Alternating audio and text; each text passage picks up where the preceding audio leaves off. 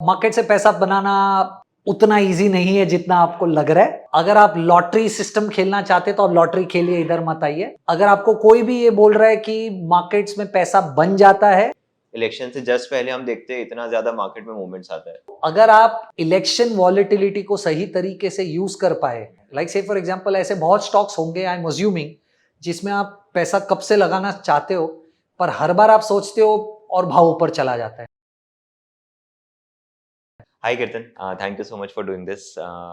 To begin with, there's one very interesting question जो मेरी office में आई थिंक हर कोई मुझसे पूछता है कि वी आर 22, 25, 28 ईयर ओल्ड, हमको कहाँ इन्वेस्ट करना चाहिए, स्टॉक्स में करना चाहिए या म्यूचुअल फंड में करना चाहिए? कुणाल, सबसे पहले तो thank you so much for having me on the show. मुझे ऐसा लग रहा है कि अगर आप कॉन्फिडेंट है कि आपको sector rotations, sectors in itself, stocks, financial statements, ये अगर अंदाज़ा है, समझ पाते हो, तो मुझे ऐसा लग रहा है डेफिनेटली स्टॉक इन्वेस्टिंग आपको ज़्यादा रिवॉर्ड कर सकता है। क्योंकि आप जब म्यूचुअल फंड्स देखते हो तो म्यूचुअल फंड एक रिटेल ऑडियंस के पर्सपेक्टिव से बनाया जाता है, जिसमें 40-50 स्टॉक्स है, ज़्यादा डाइवर्सिफिकेशन है, फोकस नहीं है। तो मुझे ऐसा लग रहा है कि अगर आप खुद से इन्वेस्टिंग आइडियाज़ ढूंढकर उसे ट्रैक कर पाते हो तो आप शायद इक्विटी इन्वेस्टिंग में ज़्यादा रिटर्न बना लोगे। बट फॉर एवरीबडी एल्स मुझे ऐसा लग रहा है mutual fund is a far superior and a far better product. So जैसे आप बात करते हो कि number of stocks in your portfolio, तो कितने आइडियल नंबर ऑफ स्टॉक्स मैं रखूं मेरे पोर्टफोलियो में, which will be ideal? I think देखो, हर किसी के लिए वो नंबर अलग अलग है। मेरे लिए वो नंबर 12 से 15 है।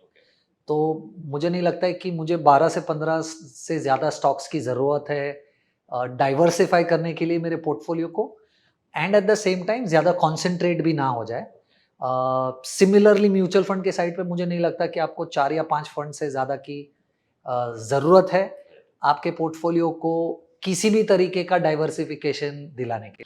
And on the very same front, आपने कहा जब स्टॉक सेलेक्ट कर रहे हो तो आपको सेक्टर रोटेशन का थोड़ा बहुत आइडिया होना चाहिए। अब as somebody who is not into the markets, जैसे कि बहुत सारे लोग हैं जो हमारे ऑफिस में काम करते हैं, तो वो लोग कैसे फिर स्टॉक्स आइडेंटिफाई करें? I think then my answer to your question is कि उन्हें म्यूचुअल फंड्स सिलेक्ट करना चाहिए। क्योंकि देखिए, मार्केट्स और सेक्टर्स बड़े सिक्लिकल है, राइट? तो आपने शायद देखा 2000 में फार्मा इतना चला for whatever reason that you and I know, पर अगर आप फार्मा से नहीं बाहर निकले तो आप वो एक लल पीरियड देख रहे हो अभी। सेम केमिकल्स के साथ हुआ, राइट? as recent as 2021. करेक्ट। Same happened with IT, Correct. Right? And we don't know अगर आगे जाकर ये ईवी ऑटोज के साथ भी होगा या नहीं। इन जनरल तो साइकिल्स चलती ही है। तो अगर आप उस साइकिल में सही समय पे नहीं आए, राइट, तो मुझे ऐसा लग रहा है कि the waiting period will kill you. Because मुझे ऐसा लग रहा है कि एज अ न्यू इन्वेस्टर जिसने मार्केट साइकिल्स नहीं देखी है, प्रॉब्लम ये नहीं है कि स्टॉक्स नीचे जाएगा तो आप क्या करोगे। मुझे ऐसा लग रहा है कि हर किसी को पता है कि स्टॉक्स अगर नीचे जाएंगे तो आप खरीदो अगर आपको कन्विक्शन है उस स्टॉक या सेक्टर में। पर मुझे ऐसा लग रहा है न्यू एज इन्वेस्टर्स ने साइडवेज मार्केट नहीं देखी। तो आप अगर एक सेक्टर में पैसा लगा दे और वो सेक्टर 3 साल तक ना चले, मुझे ऐसा लग रहा है वो ज्यादा पेनफुल है वर्सेस वो सेक्टर में आप पैसा लगाने के बाद वो सेक्टर गिरा।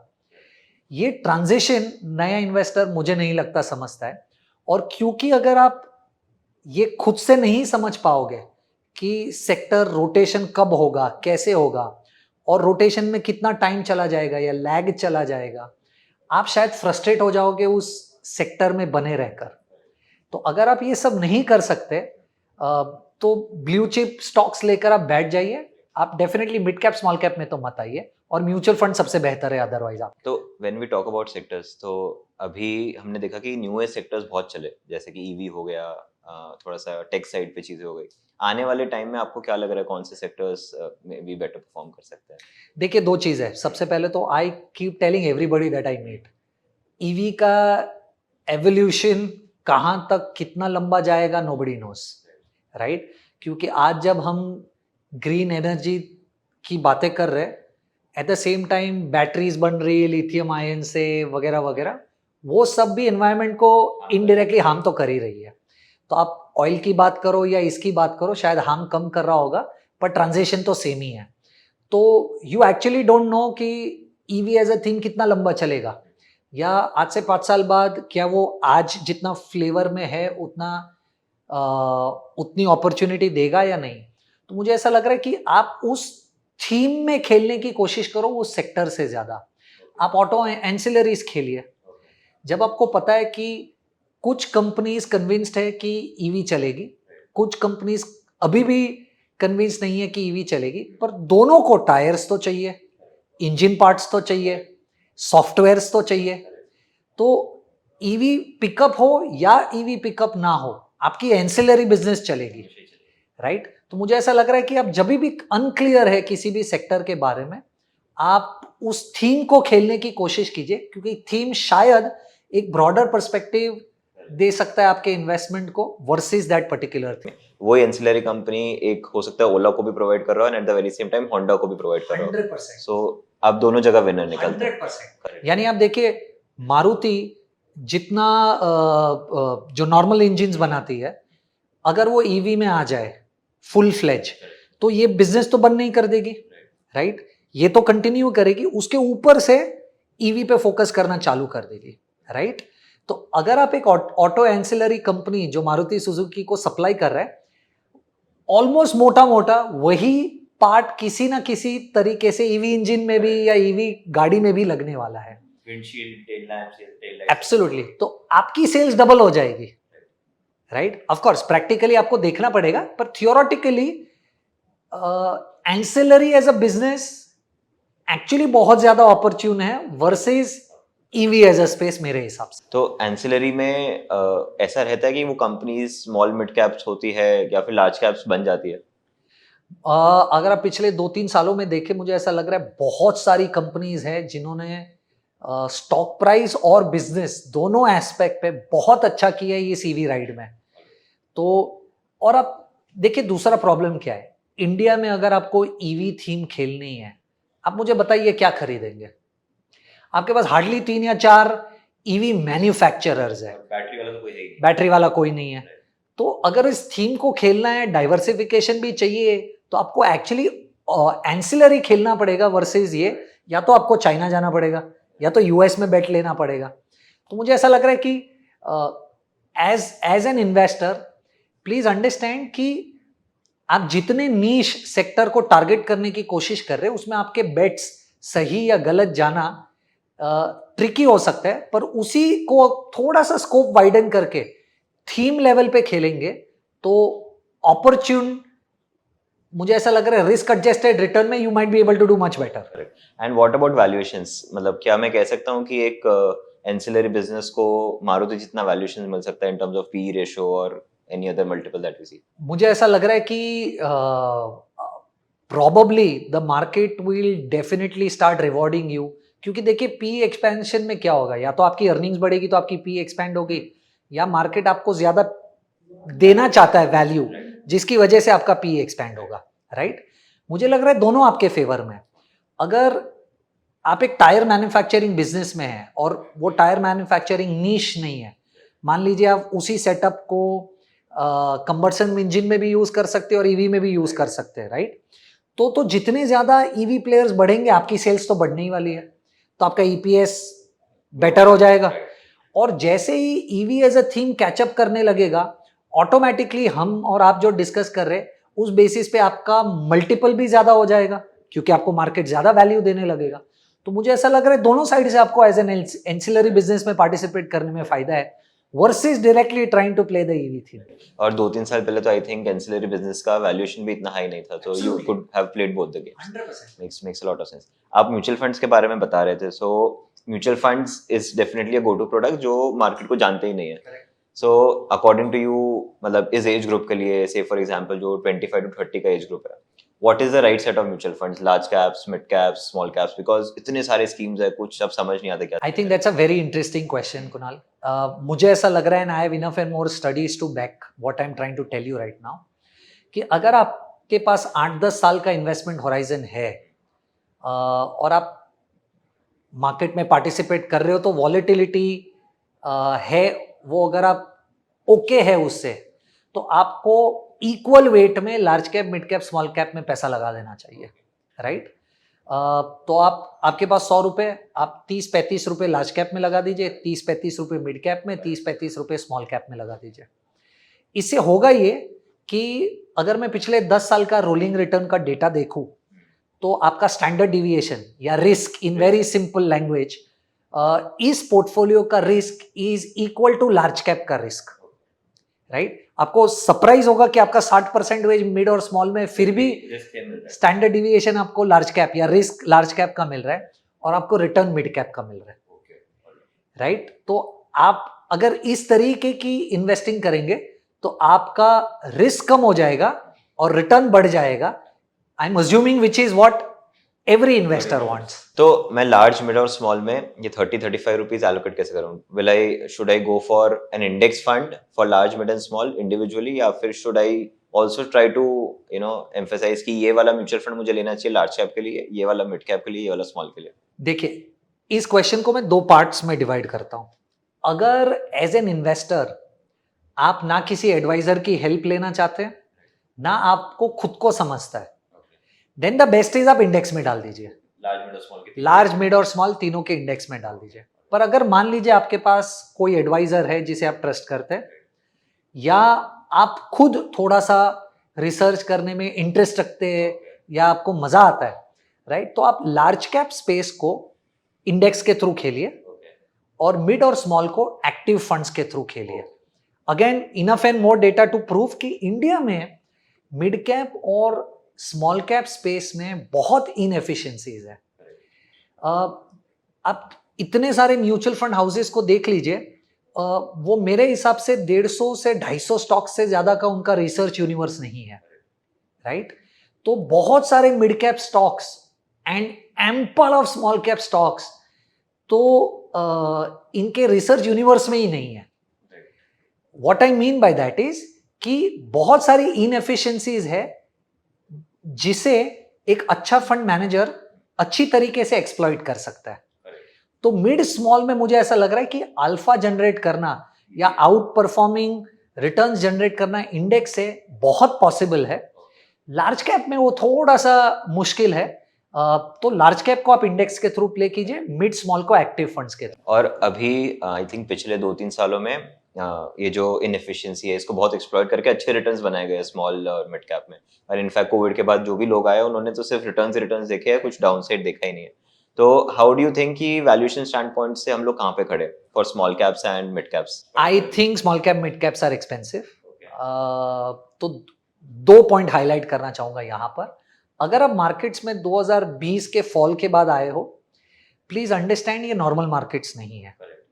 नॉर्मल मार्केट्स में आप एक लार्ज कैप में 3 साल इन्वेस्टेड रहिए, मिनिमम 12% एक्सपेक्ट कीजिए। मिड कैप में मिनिमम 5 साल इन्वेस्टेड रहे 14% एक्सपेक्ट कीजिए, और स्मॉल कैप में आपको 8 साल इन्वेस्टेड रहना पड़ेगा और आप 15-16% एक्सपेक्ट कर सकते हैं। हाँ, क्योंकि आप जितना मिड कैप स्मॉल कैप की तरफ जाएंगे उसमें वॉलेटिलिटी बहुत ज्यादा है, साइकिल्स बड़ी लंबी है। तो हिस्टोरिकल डेटा ये दिखा रहा है कि स्मॉल कैप की साइकिल 7-7, 8-8 साल की है। तो अगर आप गलत साइकिल में एंटर हो गए तो नॉर्मल मार्केट सिचुएशंस में आपको 6, 7, 8 साल लग सकते हैं उस पुराने वाले रिटर्न्स को एक्सपीरियंस करने के लिए। तो लार्ज कैप 3 साल मिनिमम, मिड कैप 5 साल, स्मॉल कैप 8 साल, राइट। तो सबसे पहले तो आपको समझना है कि 12, 14, 16, 3, 5, 8 ये टाइम फ्रेम और ये रिटर्न एक्सपेक्टेशन से आप मार्केट्स में आइए। ओके, अब क्योंकि अब 2020 के बाद मार्केट्स में आए हो, आपने डाउनफॉल देखा ही नहीं है मार्केट्स में। ये नॉर्मल मार्केट्स नहीं है, राइट। पिछले 1 साल में मिड कैप ने 42% इंडेक्स लेवल पे और स्मॉल कैप ने 45 से 48% इंडेक्स लेवल पे दिया था। ये नॉर्मल नहीं है। तो आप अपनी एक्सपेक्टेशंस को नॉर्मल रखिए। आप अगर पिछले 3 साल का डेटा देखकर मार्केट्स में इन्वेस्ट करेंगे तो it's a perfect recipe of disappointment, right. So anybody who is investing today, my simple suggestion is 12%, 14%, 16% expect कीजिए, 33% डाल दीजिए और अगर आप ये 33-33 वाली स्ट्रेटेजी यूज करेंगे 14-15% आपको रिटर्न मिलेगा। 14-15% CAGR बहुत सुपर्ब है। हर 5वें साल पे आपका पोर्टफोलियो डबल हो जाएगा। 3 साल में 8 हो जाए, मतलब 8 टाइम्स हो जाए, करेक्ट, तीसरी बार में, sorry. And in the very same way अभी मतलब जो भी लोग इन्वेस्ट कर रहे हैं आज के टाइम पे, स्पेशली द रिटेल वंस, वो लोग म्यूचुअल फंड में डायरेक्टली लमसम नहीं डालते हैं, जितना मुझे पता है उनका SIP के मैकेनिज्म के थ्रू चलता जाता है। तो सिंस वी आर मेंशनिंग कि स्मॉल कैप्स मिड कैप्स में हमको ओवर वैल्यूएशंस दिख रहा है, तो क्या मुझे मेरे SIPs में भी वो टाइमिंग करना चाहिए या फिर should I just let it go? In my humble opinion, you should not touch your SIPs at all. Okay? क्योंकि आप SIP के थ्रू पैसा यही सोचकर इन्वेस्ट कर रहे हैं कि आपको टाइम नहीं करना, तो SIP over a period of time automatically आपका पैसा एवरेज कर देगा। अब उसी फ्रेम में जो ऑटोमेटिकली पैसा एवरेज कर रहा है, आप उसके ऊपर से टाइम करने की कोशिश कर रहे हो, it might not work in your favour. आपका लॉजिक ही SIP में पैसा डालना है कि यार अगले 10 साल में हर 5 तारीख को वो खरीद लेगा और ऑटोमेटिकली मेरा पैसा एवरेज हो जाएगा। उसके ऊपर से और एक एलिमेंट ऐड करना जरूरी नहीं है। बट मान लीजिए आज आपके पास लमसम पैसा है, तो मुझे ऐसा लग रहा है कि depending on your risk profile, large cap में अगर आप पैसा निवेश करना चाहते हो तो आप लमसम से कीजिए। आज भी उधर वैल्यू है, राइट? आप देख लीजिए HDFC, Kotak, HUL, Asian paints, Bajaj, ये लोग सब probably market life time high पे पर आज भी 3 साल पुराने स्टॉक प्राइसेस पे, राइट? जबकि उनका EPS इंप्रूव हो गया। तो मुझे ऐसा लग रहा है लार्ज कैप में आज भी वैल्यू है। मिड स्मॉल में अगर आप पैसा निवेश करना चाहते हैं तो 5-8 साल सबसे पहले तो टाइम फ्रेम, पर उसे अगले 6 महीने के लिए स्टैगर कर दीजिए। आपको शायद इलेक्शन रिजल्ट्स के आजू बाजू बहुत सारी अपॉर्चुनिटी मिलेगी, और अगर आपको मार्केट 5-10% नीचे मिल रहा है तो थोड़ा थोड़ा पैसा करके बाई करते जाइए। और एक और बहुत कॉमन चीज देखी गई है, लोग SIP स्टार्ट तो कर देते हैं क्योंकि सब आसपास स्टार्ट कर रहे होते हैं, बट लोगों का एंड गोल नहीं होता है SIP के साथ कि मुझे इसके साथ क्या करना है, इस पैसों के साथ क्या टाइम फ्रेम है। तो any suggestions you have on that? I think this is a very important question, and I'll tell you why am I saying this. In my opinion, the worst investment product is to invest using insurance. तो आप देख लीजिए endowment policies, money back policies, ये जितनी भी policies insurance companies आपको बेचती है सेइंग कि आपको कुछ नहीं होएगा तो भी पैसा वापस मिलेगा, ये सब यूजलेस है, राइट? यूजलेस मैं इसलिए बोल रहा हूं क्योंकि इन प्रोडक्ट्स में ना आपको इंश्योरेंस ढंग का मिलता है, ना इंटरेस्ट, ना रिटर्न ढंग का मिलता है, तो कोई भी प्रॉब्लम आपका सॉल्व नहीं हो रहा है। पर आप देखिए फिर भी इन पॉलिसीज का सेल बहुत ज्यादा है। क्यों? क्योंकि वो आपको एक गोल बेच रहे हैं, रिटायरमेंट प्लानिंग का इंश्योरेंस, बच्चे की पढ़ाई का इंश्योरेंस, बच्चे की शादी का इंश्योरेंस, राइट? कहने की ये कोशिश कर रहा हूं कि अगर आपके पास कोई गोल नहीं है तो आपके पास डिसिप्लिन नहीं है, राइट? आप अगर एक SIP कर रहे हो, आपको जब तक ये क्लियर नहीं है कि मैं अगर इस SIP को बंद करूंगा तो आज से 12 साल बाद मुझे जो मेरे बच्चे की पढ़ाई के लिए पैसा चाहिए वो इकट्ठा नहीं होगा, जब तक ये नहीं है आपको कोई फियर ही नहीं है उसे बंद करने का, राइट? तो मुझे ऐसा लग रहा है इसी वजह से आज SIP स्टार्ट तो होती है पर तकरीबन 90% से ज्यादा डायरेक्ट में आई हुई SIPs 3 साल तक भी कंटिन्यू नहीं होती है, and that's an official data, right? तो the easiest way to bring discipline for yourself is कि इसे एक गोल के साथ टाई अप कर दीजिए, तो आपको पता चलेगा कि अगर इसे मैं बंद करूंगा तो शायद वो गोल मीट नहीं हो पाएगा। और फॉर एग्जांपल बहुत सारे ऐसे लोग हैं कि अभी एकदम ही यंग है but they don't have goals but they have savings, तो वो लोग फिर कैसे इसको स्ट्रक्चर करें? I think that's a very very very interesting question. तो उनके लिए तो कोई गोल नहीं है, उनके लिए goal is wealth creation, right? So now understand, मैंने आपको कहा 33 वाला पोर्टफोलियो 14-15% रिटर्न देगा, हर 5वें साल पे आपका पैसा डबल हो जाएगा। Now just as a young individual understand the power of compounding. हर 5वें साल में आपका पैसा डबल हो रहा है। आपने बोला 24-25 साल के आपके एम्प्लॉयज है, अब 25वें साल पे आप सिर्फ नंबर बढ़ा देखे इसलिए 1 करोड़ का नंबर ले रहा हूं। 25वें साल पे आप 1 करोड़ रुपए डालते हो, आप जब 30 के हो गए वो 2 करोड़ हो जाएगा। 35 के हो गए तो 4 करोड़ हो जाएगा, 40 के हो गए तो 8 करोड़ हो जाएगा, 45 पे 16 करोड़, 50 पे 32 करोड़, 55 पे 64 करोड़ एंड 60 पे 128 crore, right? Now the question is, if you break this, आप वो नंबर नहीं पहुंच पाओगे। तो आप जितना लेट स्टार्ट करेंगे उतना कंपाउंडिंग इफेक्ट बहुत कम हो जाएगा। तो मान लीजिए अगर आपने 25 की जगह पे 30 पे स्टार्ट किया तो इंस्टेड ऑफ 128 करोड़ आप सिर्फ 62-64 करोड़ इकट्ठा कर पाएंगे। तो 5 साल के डिले पे आपका 60 करोड़ रुपया कम हो जाएगा। ऑफ कोर्स हमने बड़े नंबर से स्टार्ट किया था इसलिए कंपाउंडिंग का इफेक्ट ज्यादा दिख रहा है, but that's the magic. And to achieve all of this, एक चीज तो श्योर है कि इंडियन मार्केट्स को ऐसा परफॉर्म करना पड़ेगा। तो आने वाले 40 साल में आप देखते हो Indian markets continuing to give 16% given that we allocate it in this way. I think मुझे ऐसा लग रहा है कि बहुत बहुत ज्यादा अपॉर्चुनिटी है इंडिया में फॉर मल्टीपल रीजंस। सबसे पहले तो आप देखिए यूएस में एक या दो कंपनी बड़ी बड़ी आप मिला लो, उनकी 2 कंपनीज जितना तो हमारे पूरे स्टॉक मार्केट का मार्केट कैप है। तो उस एस्पेक्ट में तो कितना बड़ा ग्रोथ है, वन। सेकेंड, मुझे ऐसा लग रहा है कि geopolitically India is becoming much stronger than India has ever been, right? Third, political stability within the country is far more superior than it has ever been historically, right? Fourth, very importantly, I think कुछ जो आज steps लिए जा रहे हैं towards make in India, manufacturing, GST, आपको और मुझे दोनों को पता है GST की वजह से टैक्स कलेक्शंस में कितना बड़ा फायदा हो गया गवर्नमेंट को। वो आई थिंक इनडायरेक्ट टैक्सेशन को 90,000 लाख करोड़ होता था, अभी बहुत ज्यादा हो गया, it has crossed 2 lakh crore, right? So the point that I am making is कि इतने सारे स्टेप्स जो पिछले कुछ सालों में लिए गए, इनका इंपैक्ट लॉन्ग लास्टिंग है, राइट? प्लस क्योंकि आप जियोपॉलिटिकली इतने स्ट्रांग हो गए हो, there is a lot of interest that you are getting from global also. जैसे चाइना +1 ट्रेड की हम बात करते रहते हैं, रशिया में लोगों को इन्वेस्ट नहीं करना है, राइट? ब्राजील में पॉलिटिकल प्रॉब्लम्स है। तो जो पैसा ईएम की तरफ, इमर्जिंग मार्केट्स की तरफ जाता है, एफडीआई के फॉर्म में, एफआईआई के फॉर्म में, एफपीआई के फॉर्म में, आपको जो लिंगो यूज करना है यहाँ पर, वो पैसा भी बहुत इंडिया की तरफ अट्रैक्ट हो रहा है।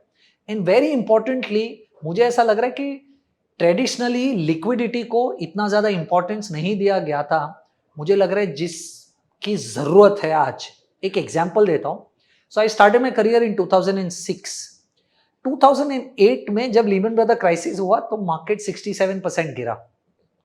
तो मैं मेरे सीनियर्स से जानने की कोशिश कर रहा था कि इतना मार्केट क्यों गिर गया, और मुझे एक बड़ा कॉमन सा आंसर दिया जाता था कि एफआईआईज ने $2 बिलियन का सेलिंग किया है, जिसकी वजह से मार्केट्स आर डाउन 67%।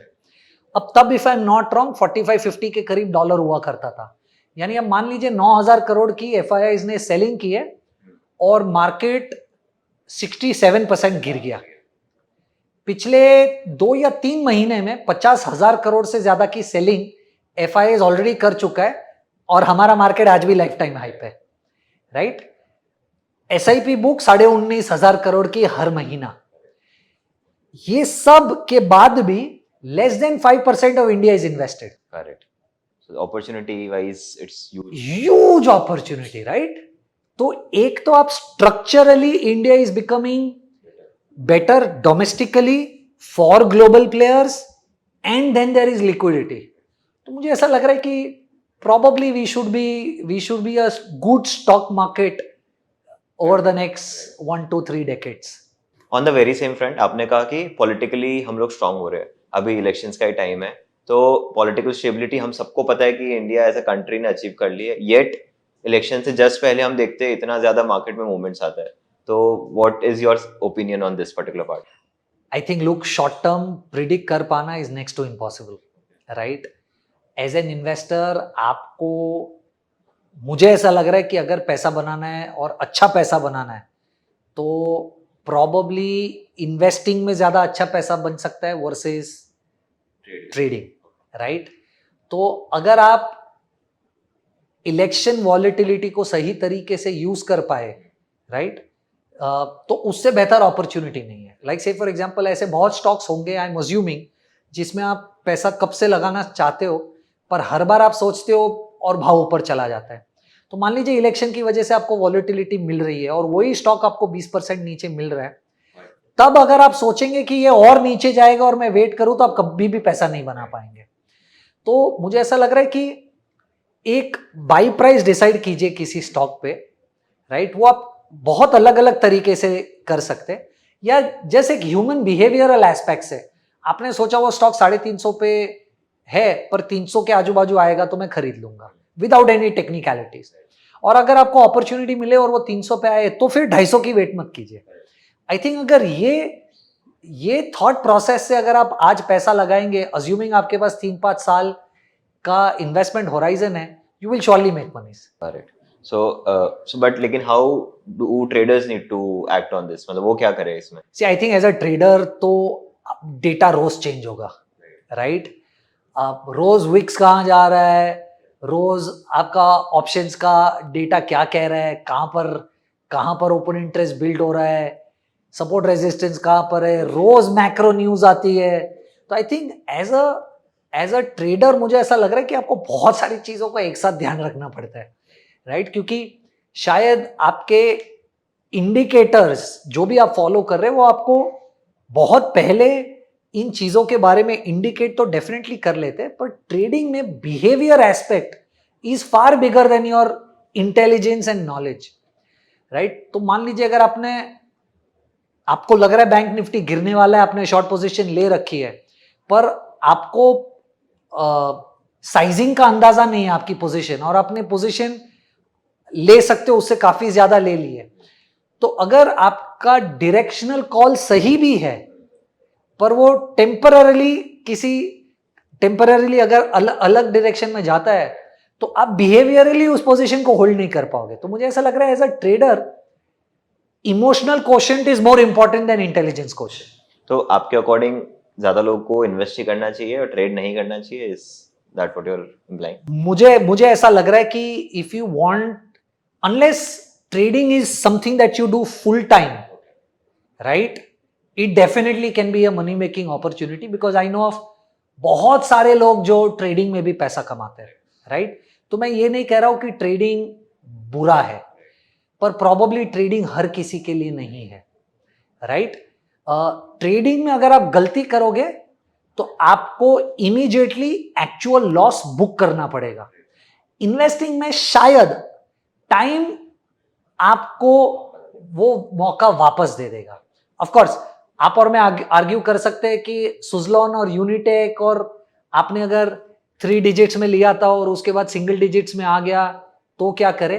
देखिए कुछ स्टॉक्स में ऐसा डेफिनेटली होगा, पर लार्जली अपॉर्चुनिटी है कि आज अगर आपने प्राइस गलत ले लिया है और उसके बाद थोड़ा सा नीचे चला भी गया, पर आप उसको टाइम दे दे तो शायद पॉसिबिलिटी है कि वो स्टॉक वापस आ जाए. वो ट्रेडिंग में नहीं हो सकता है. और आपने बीच में मेंशन किया कि ट्रेडर्स को मैक्रो इकोनॉमिक फैक्टर्स भी बहुत देखने पड़ते हैं, कुछ हो रहा है. तो ओवरऑल जो भी स्टॉक मार्केट में पार्टिसिपेंट है उसको मैक्रो इकोनॉमिक फैक्टर्स को कितना ध्यान में रखना चाहिए? देखिए मुझे ऐसा लग रहा है as a long term investor you all can very easily ignore macros आपके लिए नहीं है. मैक्रोज मुझे ऐसा लग रहा है कि शॉर्ट टर्म ट्रेडर्स के लिए ही है. मान लीजिए आज हम जब रिकॉर्ड कर रहे हैं, ठीक है, हर 15 दिन में एक न्यूज आती है कि इंटरेस्ट रेट यूएस में कट होगा या नहीं होगा. उसकी वजह से एक या दो दिन के लिए मार्केट उस डायरेक्शन में न्यूज के बेसिस पे रिएक्ट कर देता है, बट वापस you are back to whether or not the fundamentals are good or the valuations और so on and so forth. तो मुझे ऐसा लग रहा है कि अगर इंडियन कॉन्टेक्स्ट में आप बात करें, macros are in your favour, right? क्योंकि interest rates over a period of time कम होंगे. We are working very well on GDP side, right? तो जीडीपी ऊपर जाएगा, आपका current account deficit, fiscal deficit hopefully better हो जाएगा, आपके फॉरेक्स रिजर्व्स बेटर है, राइट? इन्फ्लेशन परफेक्टली 4 और 6 के बीच में जितना आपको चाहिए. तो मुझे ऐसा लग रहा है from a long term perspective India के macros are extremely suitable for you. पर एक बार 6 की जगह पे 6-10 आ गया जिसकी वजह से मार्केट 2 दिन गिर गया, उससे आपकी इन्वेस्टिंग से कोई फर्क नहीं पड़ेगा। मतलब मैं फेड क्या बोल रहा है उसको कंप्लीटली अवॉइड कर सकता हूँ एज एन इन्वेस्टर मुझे नहीं लग रहा है कि बहुत ज्यादा इंपॉर्टेंस है। अभी थोड़े और क्वेश्चंस मेरे हैं towards the personal finance side of things. So this was a broader idea कि हमको मार्केट्स को कैसे पढ़ना चाहिए, कैसे इन्वेस्ट करना चाहिए, बट इन्वेस्टिंग के साइड पे आजकल बहुत ज्यादा एक प्रचलन हो गया है कि मुझे जल्दी रिटायर होना है, तो उसमें कॉन्सेप्ट फेमस हुआ है फायर का। तो फायर का कॉन्सेप्ट एक्चुअली में है क्या, इसको कैलकुलेट कैसे करते हैं, थोड़ा सा हमारे व्यूअर्स को इसके बारे में बताइए। देखिए, फायर का मतलब है कि आप अपने एक्चुअल टाइम फ्रेम के पहले रिटायर होने की कोशिश कर रहे हैं, right? Financial independence, retire early is what fire stands for. जैसे आपने राइटली कहा, बहुत सारे इन्वेस्टर्स है, बहुत सारे इन जनरल ऑडियंस है जिनको ऐसा लग रहा है कि वो बर्न आउट हो चुके हैं और उनको 60 तक काम नहीं करना है, 40-45 तक अगर वो रिटायर हो सके तो why not, nothing like it, right? पर उसके लिए आपको इन्वेस्टिंग करनी पड़ेगी, इन्वेस्टिंग जल्दी करनी पड़ेगी। सो आई फॉलो अ रूल, और ये शायद आपके ऑडियंस के लिए बहुत काम आ सकता है। मुझे ऐसा लग रहा है कि अगर आप ये रूल फॉलो करें तो 180 मंथ्स में आप वो फायर नंबर अचीव कर लेंगे, राइट? तो I am somebody who beliefs कि आपके पास अगर 100 रुपए की इनकम है तो आप 30 रुपया मैक्सिमम खर्चा कीजिए, 30 रुपया मैक्सिमम ईएमआई रखिए, राइट? और 40 रुपए को सेव कीजिए।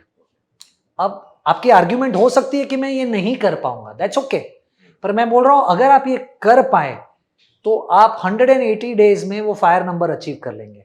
Now what do I mean, कि अगर आपकी 30 रुपए की ही एक्सपेंस है, अगर आप उसे 6% से ग्रो करें, ओके, तो वो जो नंबर आएगा प्लस इन्फ्लेशन आपको चाहिए रिटायर होने के लिए, उसके लिए आपको जितना पैसा चाहिए उतना पैसा आपको मिल जाएगा अगर आप 40% इन्वेस्ट करें और अगर वो 12% पे अगले 180 मंथ्स तक ग्रो हो रहा है, राइट? तो अगर आपको फायर नंबर अचीव करना है तो आपको ये रूल फॉलो करना पड़ेगा।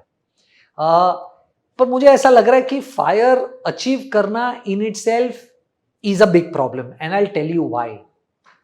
इंडिया में अनफॉर्चुनेटली, और क्योंकि हम पैसा मैनेज करते हैं लोगों का, तो हमें ये चीज थोड़ी सी ज्यादा अच्छे से पता है, क्योंकि ये डिस्कशंस काफी बार क्लाइंट्स के साथ होती है कि आपने फायर नंबर अचीव तो कर लिया, ठीक है, पर इतने साल आपने स्कूल में कंपटीशन खेला है, ऑफिस में आकर सैलरी हाइक, ग्रोथ, आप इतने ज्यादा फास्ट पेस्ड वर्ल्ड में इतने सालों से रहे हो, आप रिटायर होके करोगे क्या? 99% people I meet, right, they have the moneys to retire but they can't, क्योंकि उनको पता नहीं वो फ्री टाइम में क्या करें। तो मुझे ऐसा लग रहा है कि आपको अगर रिटायर होना है अर्ली तो आपको पैसे के साथ साथ इस चीज पे बहुत ध्यान देना पड़ेगा कि मैं अपना फ्री टाइम कैसे यूटिलाइज करूं। Hobbies is a very important part in fire that people don't talk about. And eight the very same time जैसे लाइफस्टाइल अपग्रेड्स होते हैं, सो शायद मैं आज जो लाइफस्टाइल जी रहा हूँ मे बी 15 साल बाद थोड़ी और अच्छी जी रहा हूँ, और रिटायरमेंट वाले टाइम में मैं चाहूंगा शायद और अच्छी जीऊँ। सो क्या फायर वो भी इंक्लूड करता है? आइडियली आपको करना चाहिए, पर मुझे ऐसा लग रहा है मैं जितने लोगों को मिल रहा हूं जो ये फायर नंबर तक पहुंचे हैं, उनको यही कॉन्फिडेंस नहीं है कि आज के लाइफस्टाइल के हिसाब से तो मेरे पास फायर है और मैंने 6% अकाउंट करके रखा है नॉर्मल कंज्यूमर इन्फ्लेशन, पर मुझे नहीं पता कि अगर मैं अपना लाइफस्टाइल इन्फ्लेशन मेंटेन कर पाऊंगा या नहीं, राइट? तो आप वो सीपीआई या डब्ल्यूपीआई तो मैनेज कर लोगे, पर उसके ऊपर का जो लाइफस्टाइल इन्फ्लेशन है वो मैनेज करना बहुत लोगों के लिए डिफिकल्ट है, और ये डेफिनेटली बहुत बड़ा चैलेंज है। तो आपको ऐसी भी सिचुएशन में नहीं रहना क्योंकि आप फायर नंबर अचीव कर गए हो और आपको रिटायर होना है तो अब आपको कॉम्प्रोमाइज करना पड़े, that's also not a great strategy, right? तो लाइफस्टाइल को आपको डेफिनेटली इंक्लूड करना चाहिए। And eight the very same time in this entire debate, एक बहुत बड़ा डिबेट लोगों के माइंड में ये भी चलता है कि मुझे अर्ली रिटायर होना है, साथ में आजकल पहले तो जैसे हमारे पेरेंट्स थे वो सबसे पहले जब कमाई करते थे तो घर खरीदना उनकी सबसे पहली प्रायोरिटी होती थी, पर आज की जनरेशन सब सोचने लग गई है कि मैं मेरी लाइफस्टाइल अच्छी करता रहूं, घर पे मुझे 3-4-5 करोड़ रुपए नहीं खर्च करने, और I will rent my entire life. So आपका क्या थॉट प्रोसेस है इस पे? What is better? It's a $1 million question I think by now, renting or buying. I think it's $1 million question. और देखिए, आप किसी भी फाइनेंस वाले इंडिविजुअल को पूछेंगे जो प्रैक्टिकली सोचता है, वो आपको कहेगा कि रेंट बेटर है. बट आई हैव अंडरस्टूड, मेरे ओपिनियन में इसका मिडवे क्या है. मेरे ओपिनियन में इसका मिडवे ये है कि आप जब करियर स्टार्ट करते हो तो आप पहले इन्वेस्ट कीजिए और रेंट पे रहिए. ओके, आपको जो घर लेना है उस घर का 40 या 50% डाउन पेमेंट आपके पास आ जाए, उतना पैसा इकट्ठा हो जाए, फिर आप घर खरीदिए. And I will explain to you why. देखिए, जब आप बहुत नए हैं, राइट, आपकी सैलरीज बहुत ज्यादा नहीं होगी, पर that is a time you want to spend the most. तो तब अगर आप लाइफस्टाइल पे खर्चा नहीं करेंगे तो you are not really enjoying the moneys that you are making. Okay, also early in your career आपको मोबिलिटी चाहिए, फ्लेक्सिबिलिटी चाहिए. जैसे आप सूरत में थे बट आपको बॉम्बे में अपॉर्चुनिटी मिली. अगर आपने वहां घर ले लिया होता तो आपको शायद एक लेवल तक सोचना पड़ता कि क्या मैं इतना फ्लेक्सिबल हूं कि मैं मुंबई मूव कर पाऊं. ये बहुत जरूरी है early stages of the life, flexibility, mobility.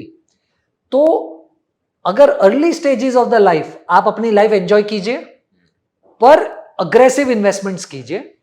40% 50% तक की अगर आपके पास डाउन पेमेंट इकट्ठा हो जाए फिर घर लीजिए. क्योंकि होगा ये कि क्योंकि आपने सिर्फ 40 या 50% ही लोन लिया है, आपकी ईएमआईज कम होगी. In the meanwhile you've grown at work, आपकी सैलरीज बढ़ गई है, तो अब बढ़ी हुई सैलरी में छोटी ईएमआई है, तो घर भी आ जाएगा और लाइफस्टाइल भी कॉम्प्रोमाइज नहीं होगा. Right, I think this is the best way to approach this. मेरे को एक और बात समझनी है. फॉर एग्जाम्पल, अगर हम होम लोन की बात करते हैं या फिर कार लोन की बात करते हैं, तो ये 7 से 9% के बीच में हमको बैंक दे देता है जनरली. बट अगर मेरे पास कॉर्पस पड़ा है तो मैं क्यों उसको डाउन पेमेंट के लिए यूज करूं? क्योंकि एज वी डिस्कस, मार्केट से तो मैं 12-15% बना सकता हूँ. तो ज्यादा अमाउंट मुझे लोन नहीं लेना चाहिए other than using my corpus. I think that's a very good question again. This is the answer is more behavioural, right. क्योंकि आपने प्रैक्टिकली तो बराबर कहा कि मुझे आज 8.5% पे होम लोन मिल जाएगा, उसके ऊपर अगर मैं ओल्ड टैक्सेशन में हूं तो मैं हजारों चीजें क्लेम करके उसको नेट 6% पे लेके आऊंगा, और मुझे अगर मार्केट 12% दे रहा है तो मैं क्यों इसका एडवांटेज ना लूं. Right, so practically you are absolutely correct. The only question that you have to ask yourself is, emotionally and behaviorally, how good are you at it? Now I'll tell you what do I mean. बहुत सारे लोग हैं जो ये math समझते हैं पर behaviourally सोचते हैं कि मुझे लोन नहीं चाहिए मेरे सिर पे. राइट, बहुत सारे लोग हैं जो प्रैक्टिकली ये समझते हैं पर कॉन्फिडेंट नहीं है कि मेरे पास जॉब रहेगी और मैं कैश फ्लो भर पाऊंगा. तो बहुत सारे बिहेवियरल एस्पेक्ट है जो शायद आपको प्रैक्टिकली सोचने पर मजबूर कर देते हैं, सॉरी, प्रैक्टिकली ना सोचने पर मजबूर कर देते हैं. राइट, तो देखिए, इसमें कुछ भी राइट या रॉन्ग नहीं है मेरे हिसाब से. इसीलिए आप इसे पर्सनल फाइनेंस कहते हैं. आपके लिए सेम क्वेश्चन का आंसर अलग होगा पर राइट होगा, मेरे लिए भी सेम क्वेश्चन का आंसर अलग होगा पर राइट होगा.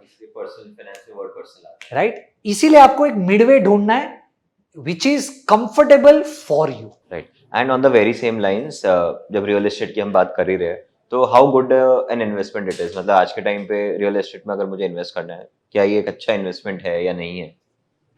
देखिए, मुझे ऐसा लग रहा है कि everybody should have one house to stay in. I am not somebody who believes आपको रेंट पे रहना चाहिए पूरी लाइफ.